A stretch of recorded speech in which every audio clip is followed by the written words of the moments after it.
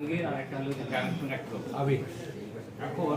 দুটো লোকের রিকভারি হয়েছে। এখন জাহাঙ্গীরের বিষয়টা ওই দুটো বিষয়টা আপনার একটু ছেড়ে আমরা যেটা বলি যে আমরা একটু ক্লিয়ার জানতে কি ঘটছে। আমরা যেটা জানতে পেরেছি যে বিশেষ করে যে আলোচিত ব্যবসায়ী জাহাঙ্গীরের ক্ষেত্রে আমরা যতটুকু জানতে পেরেছি যে বিজ্ঞ আদালতে জাহাঙ্গীর বক্তব্য দিয়েছে, আপনারা নিশ্চয় জেনেছেন যে উনি ঋণ ছিলেন অনেক টাকা, যার ফলে উনি এই ঋণ থেকে করার জন্য উনি নিজেকে হাইড করেছিলেন।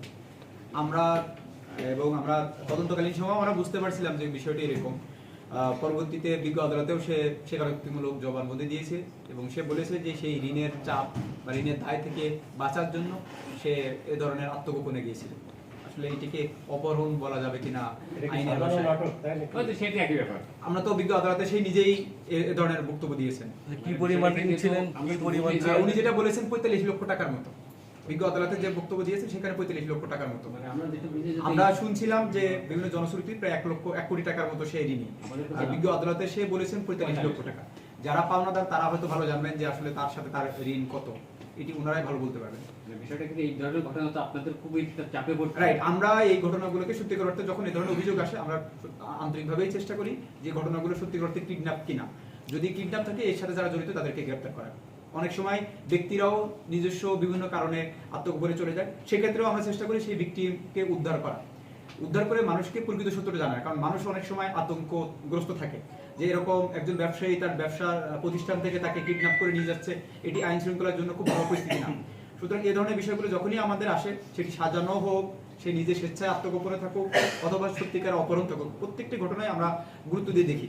কিন্তু বারবার যখন এই ধরনের ঘটনার মানে পৌনঃপুনিক অভিযোগ আমাদের কাছে আসবে যে এবং সাজানো হবে, তখন হয়তো আইন শৃঙ্খলা বাহিনী কিছুটা হলেও ডিমোরালাইজ হবে যে ঘটনাগুলো সত্যিকার অর্থে কিনা। অনেক সময় যে আপনারা জানেন যে রাখাল বালকের যে বাঘ আসার গল্প, প্রকৃতপক্ষে আমরা যখন হয়তো জানবো যে প্রকৃত অপহরণকারী কোনো ঘটনা, সেক্ষেত্রে হয়তো অনেক সময় একটু আন্ডার রেটেড থেকে যেতে পারে। তারপরেও আমরা বলি যে আমরা যেহেতু মানুষ বিভিন্ন জন বিভিন্ন কারণে সে এরকম কাজ করতে পারে, আমরা পেশাদার আইন শৃঙ্খলা বাহিনীর সদস্য হিসেবে আমরা সকল বিষয়গুলো আমরা খুঁজিয়ে দেখে তার আইনানুগ যে ব্যবস্থা নেওয়া দরকার সেই ঘটনায় প্রত্যেকটি ঘটনায় আমরা সেই ব্যবস্থা নিব।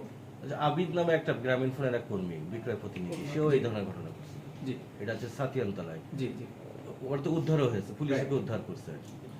তারও তো একই টোকাই। রাইট, আমরাও প্রাথমিকভাবে সেটিও জানিছি যে একই ধরনের এই ধরনের ঘটনা যদি আমি বলি, এই ধরনের এই ধরনের ঘটনা যদি পুলিশ ওই মানে ভিকটিমের বিরুদ্ধে যদি অ্যাকশনে না যায়, তাহলে তো ঘটতেই থাকবে।